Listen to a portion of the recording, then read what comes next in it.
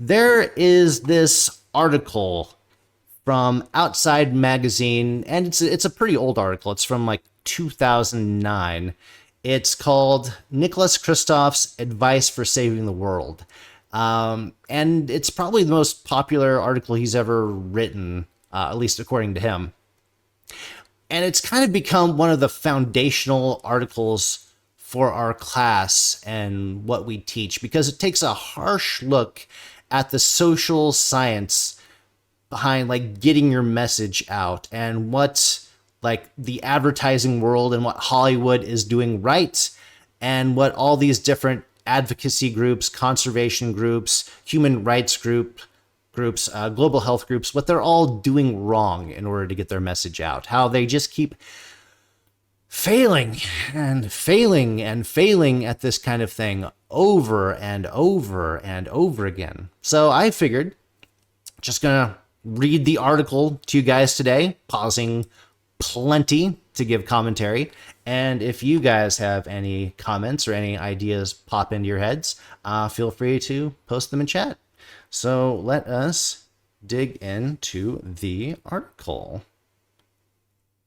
Here we go. Nicholas Kristof's Advice for Saving the World. What would happen if aid organizations and other philanthropists embraced the dark arts of marketing spin and psychological persuasion used on Madison Avenue? We'd save millions more lives. For narrative, we're always trying to emphasize what's at stake, why should we care, why is this important, as soon as possible. Well, there you go. He basically did it right there in the little subtitle. All right, let's jump in. In 2004, I visited the Darfur area 3 times, trying to bear witness to the slaughter of children and the burning of villages. I stepped over the desiccated carcasses of camels and goats to interview survivors still in hiding. I interviewed people who had seen men pulled off buses and killed because of their tribe and skin color. And I spoke to teenage girls who had been taunted with racial epithets against blacks while being gang raped by the Sudanese-sponsored Arab militia, the Janjaweed. Now, for narrative, we try to start off with more neutral to heaven kind of beats, kind of moments. But journalism is a little bit different. They're always trying for the inverted pyramid. Get that shocking thing first to grab eyeballs and grab attention. And it's very interesting because later in the article, he basically attacks this kind of journalistic inverted pyramid style of starting with the problem, starting with how bad things are. And yet here he is doing it, kind of showing like what trap he's in as a journalist. I was enraged by what I found, and as a New York Times columnist, wrote time and again about these atrocities on the op-ed page. Yet at first, the public reaction seemed to be a collective shrug. Too bad, but isn't that what Africa is always like? People slaughtering each other? Anyway, we have our own problems. My frustration was multiplied when Manhattan erupted in a controversy showing that even cynical New Yorkers can brim with empathy for a hawk. A red-tailed hawk dubbed Pale Male, one of the best-known residents of Central Park area, had become embroiled in a housing dispute with the Upper East Side co-op on which he had a nest.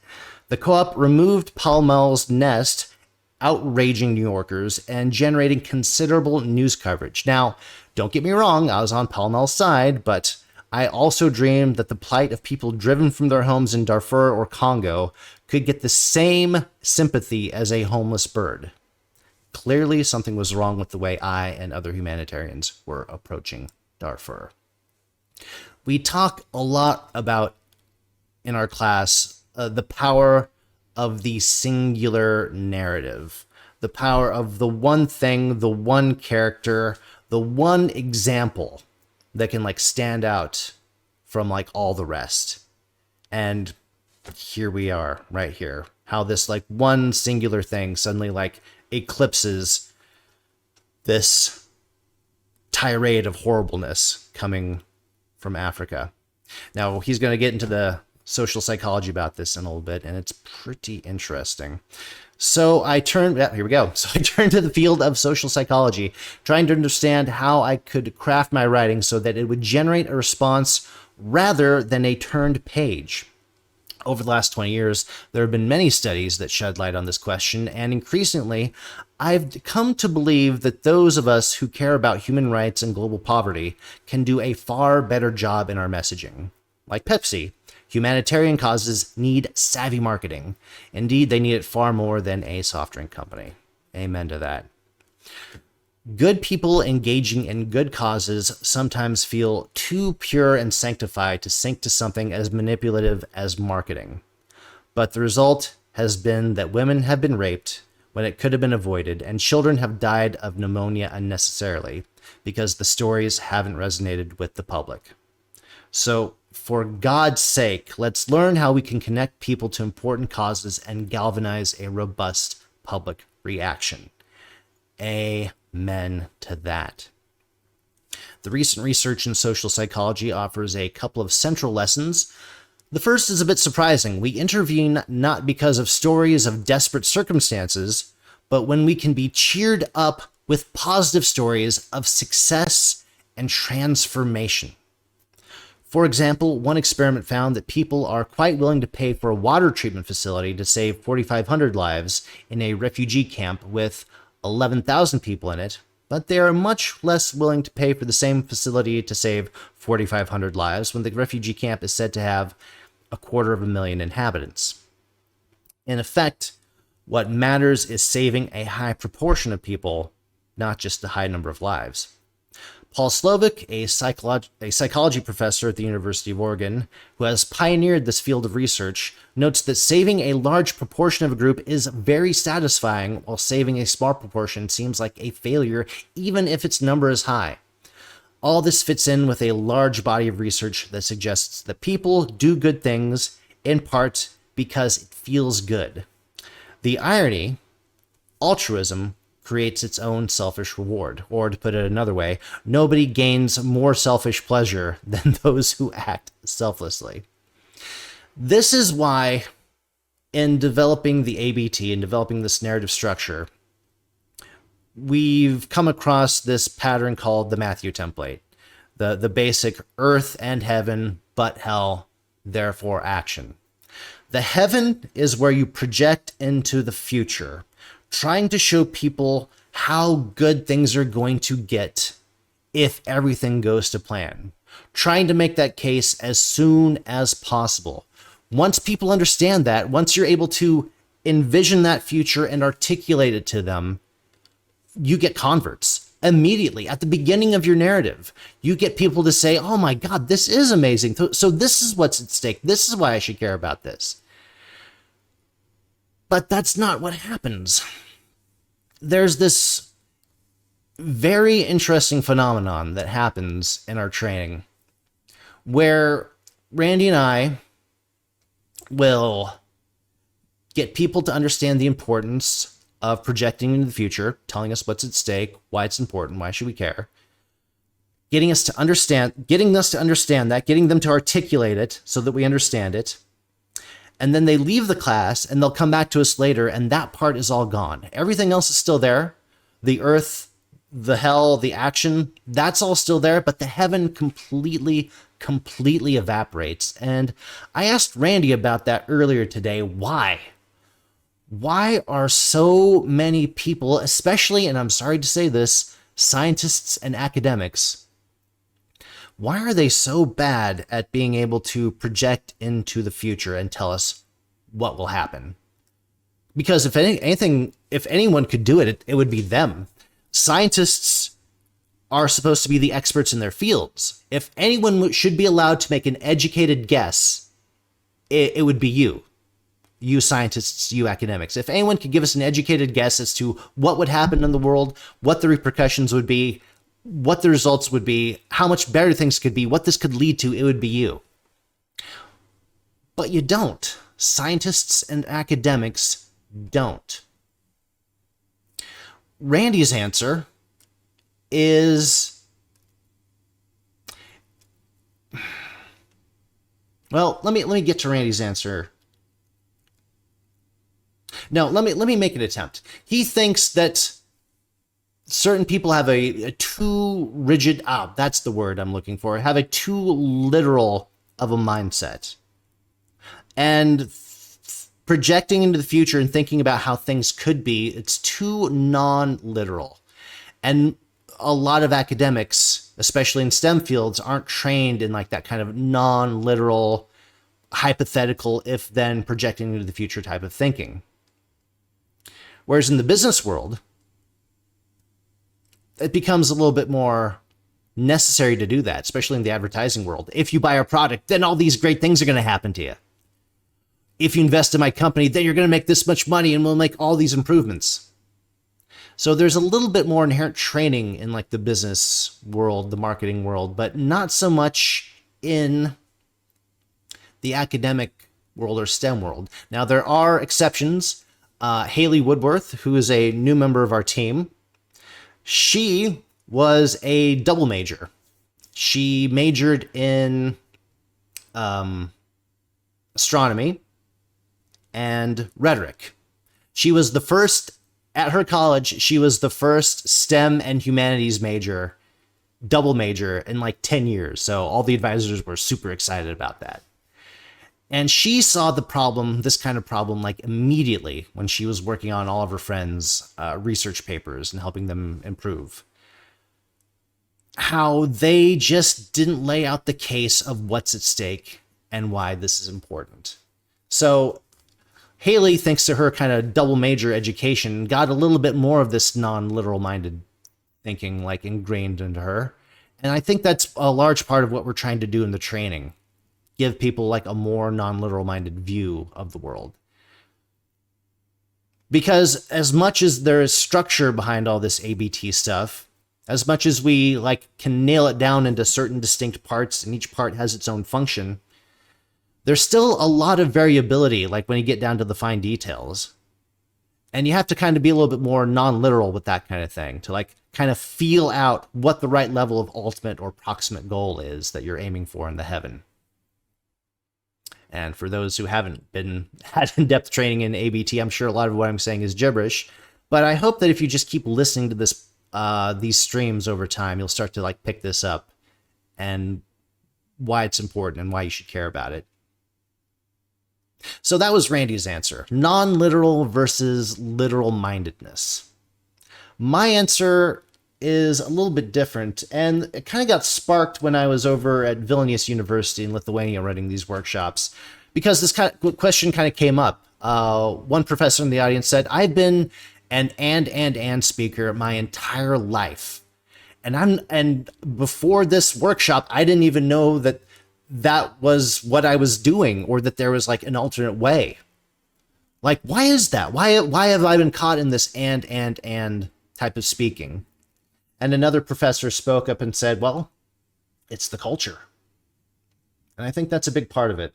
Let me go back to that old inner circle, outer circle diagram that I used last time. So here, Randy thinks the problem is non-literal versus literal-minded people. And I think that's a big part of it. I think it's a multivariate problem. I think my take on it would be, so you have an academic or a scientist or a researcher, and they spend, whenever they talk about their topic, their subject matter, what they're working on, their projects, 90% of the time or greater, they are talking with other inner circle people about that topic. And that does something to you neurologically, I think. You start getting into this pattern, this habit of you not having to state certain things because they go without saying. And I think, like it or not, that's kind of the mindset that a lot of people in the inner circle have when it comes to their subject matter. Well, it goes without saying. It goes without saying how much better the world would be if we did all these things. It goes without saying. And why does it go without saying for them? Because for their inner circle, they don't have to say it. Everyone knows. Everyone knows what the repercussions would be. Everyone knows how much better the world would be if everything went to plan. Everyone in their inner circle knows. And that's what they're exposed to 90 to 95% of the time. And if that's what you're exposed to 90 to 95% of the time, and finally for that last 5%, you have to go to the outer circle and explain what it is that you're doing, of course you're not going to say that which goes without saying. Because you've basically been programmed to by years of academia or years of being in your research group, years of working for your company, you've stopped saying it. Because it goes without saying. Why would you say it? And that's how you get programmed. That's what all your neurons are firing toward, not having to say it. So then you have communicators like us poking you and saying, no, you have to say it. You have to say it. For your outer circle, you have to say it. And there's all of this working against you, this cultural mindset of literal mindedness, all this like repeated pattern of never having to say it. So of course you're not giving us a clear picture of the heaven. Of course you're not telling us what's at stake. Why should we care? Because for you, it's just, and because you've had a repeated pattern of it being so obvious to everyone around you, you've never really had to say it before. That has been the great struggle of doing this, getting people to articulate the heaven, what's at stake, why should we care? Okay, that was a nice long rant. Let's get back to the article. So he was talking about the irony is that altruism creates its own selfish reward, or to put it another way, nobody gains more selfish pleasure than those who act selflessly. Unfortunately, the most cost-effective aid interventions tend to be the kind that are incremental and save only a small proportion of lives, and are thus least satisfying to the giver. For instance, my wife, Cheryl Wadoon, probably butchering all these pronunciations, and I have recently published a book, Half the Sky, arguing that educating and empowering women is the most effective way to fight global poverty and extremism. In the book, we call on the US government to adopt a program to help poor countries iodize their salt. Right now, about 1/3 of families in poor countries don't get enough iodine, and the result is that so much goiters as diminished. The result is not so much goiters as diminished intellectual capacity. Iodine is essential to brain formation for a fetus in the first trimester, and if a mother lacks iodine, her child may end up mentally retarded. More commonly, children in such areas lose 10 to 15 IQ points, with girls particularly affected for reasons that we can't fully understand. This is a lifelong intelligence deficit and a significant burden on poor countries, and it can be resolved very cheaply. Iodizing salt costs a couple of pennies per person per year. Isn't that insane? That's all it takes. And 10 to 15 IQ points in this day and age, that takes you out of the game. If you normally would have been like average IQ, you could at least get by in modern society, but 10 to 15 lower, oh my God, that takes you out of so much in this like rapidly growing and changing the society that we're in. God. Studies have suggested that iodizing salt brings real economic returns of 9 times the cost, and yet we won't do it. The reason is, I think that the results are statistical, not visible. You can never look at a child afterwards and say, this girl would have been retarded if it weren't for iodized salt. All you can do is note that retardation rates fall and that, a decade later, school performances improve significantly. In my own work, I've learned similar precepts the hard way. Over the years, I've traipsed through Africa, writing about the scourge of AIDS. I've reported on heart-rending stories, such as an orphan in Swaziland named Nomenzamo, who at the age of 14 found herself running her household after her parents died, struggling to feed, clothe, and discipline her 2 younger sisters. She woke them up in the morning, washed their clothes and cut their hair, cooked for them when there was food, consoled them when they cried, beat them when they misbehaved. Yet these columns on AIDS sank with barely a ripple. Readers already knew AIDS was catastrophic. It was a depressing topic whose awfulness their charitable contributions could only mitigate, and if they had to be at work in 30 minutes, it was time to turn the page. They didn't really want to be read a sad story about Nomzano, because it just reminded them of all the world's miseries. In contrast, The columns that perhaps generated the greatest response were those about Mukhtar Mai, a Pakistani woman from a village in southern Punjab. Mukhtar is a rape victim who used compensation money to start a school because she believes that education is the way to overcome the kind of attitudes that led to her rape. The first time I wrote about her, I was inundated with letters and more than $100,000 in checks. It took months to figure out how to get the check money to her safely without incurring bank charges of $50 per check, particularly since many of the checks for less than $50. Since then, I've visited Mukhtar and written about her many times, and readers have sent a total of more than $500,000 to set a fund I set up for her with the Mercy Corps. She has used the money to start more schools, a women's shelter, a legal clinic, and other programs that have made a real difference for women in southern Punjab. Readers support her because she reflects a story of hope and triumph that makes them feel better. There we go. There's the singular narrative, the one person out there making a difference. There's something very archetypal about this. In this story, we kind of cast Mukhtar as the hero. She's doing these great things, overcoming tragedy, triumphing. And we love rooting for heroes. So much so that if we see a good hero, there's something in us that kind of gets called out to like support them or assist them. And archetypally, I think that's kind of the sage / mentor / guide within us.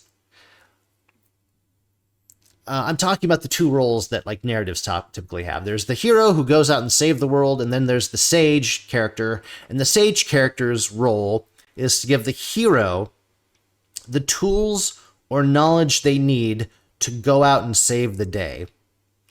And sages love doing that. There's all this talk about the hero's journey, but no talk about the sage's journey. And I think there needs to be some more emphasis on that. It feels good to be a sage. It feels good to give the hero the tools that they need to go on and be even more heroic. It feels good to be Obi-Wan Kenobi giving Luke Skywalker the lightsaber. That feels good. So this is a case of people pitching in, kind of taking on that sage archetypal role, giving Mukhtar more tools that she needs so that she can be even more heroic, so that her heroism can expand and encompass more and more and more. Beautiful. If one lesson is the need to emphasize hopefulness, the second is that storytelling needs to focus on an individual, not a group. The classic experiment involved asking people to donate to help hungry children in West Africa. One group was asked to help a 7-year-old girl named Rokia in the country of Mali. A second was asked to donate to help millions of hungry children. A third was asked to help Rokia, but was provided with statistical information that gave them a larger context for her hunger.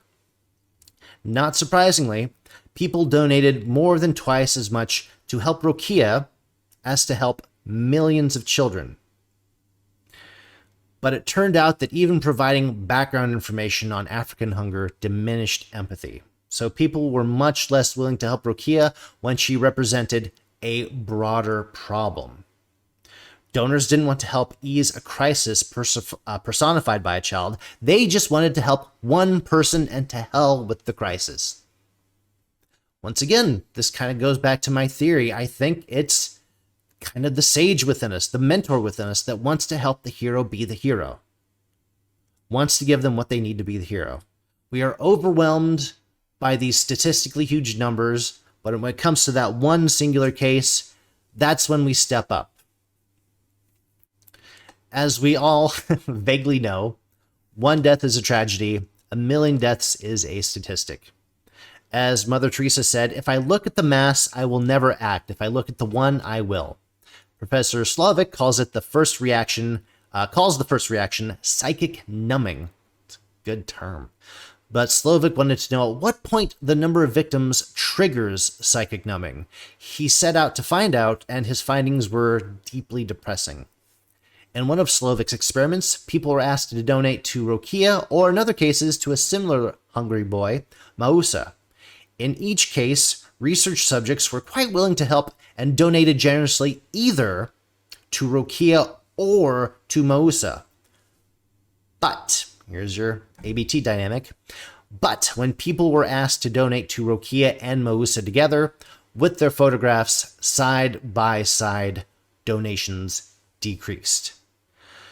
Slovak found that our empathy begins to fade when the number of victims reaches just 2. As he puts it, the more who die, the less we care.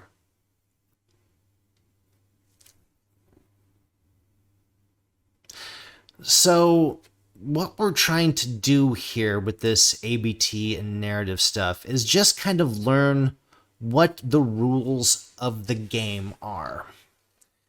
Because there is this game that we're all playing called the human psychology game. And some people play it much better than others. Marketers, advertisers, Hollywood, they're getting quite good at playing this game. We need to figure out how to play this game in other fields too.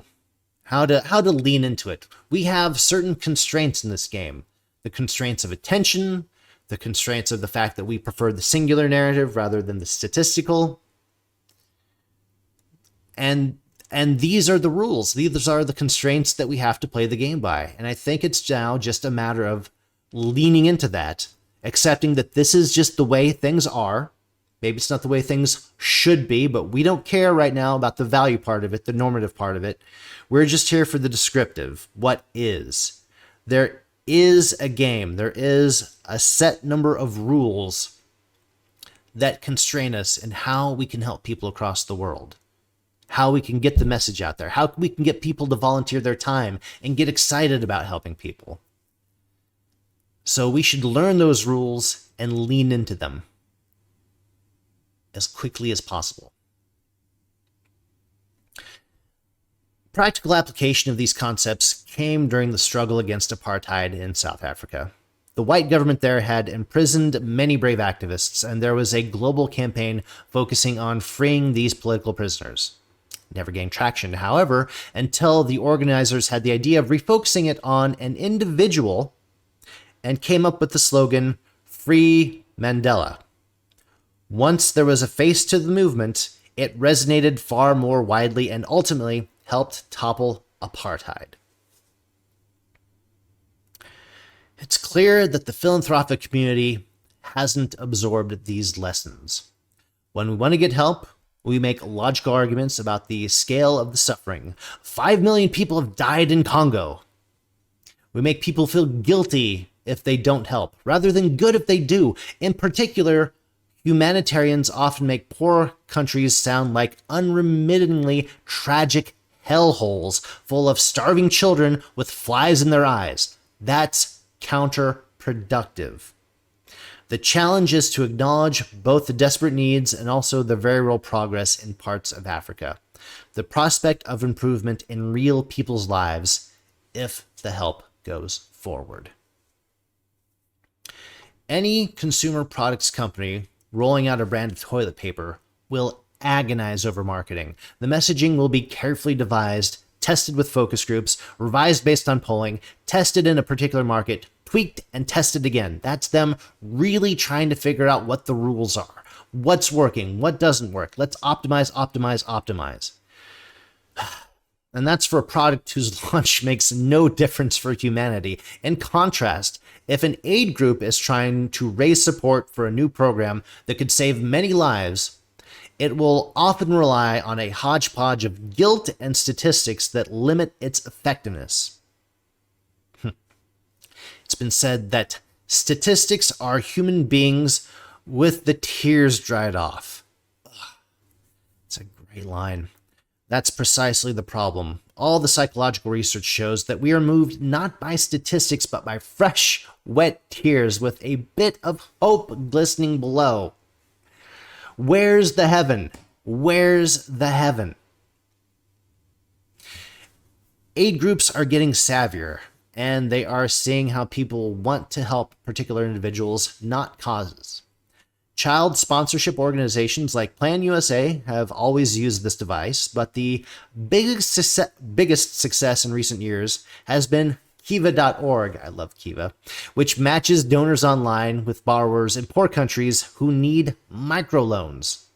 It's very satisfying to make a $25 loan to a small shop owner in Paraguay, and so Kiva has boomed. Now other organizations are trying to figure out how to make these kinds of online direct connections as well. There we go. There we go. It feels good to be the sage. It feels good to be the mentor. It feels good to give Luke Skywalker the lightsaber. That feels good.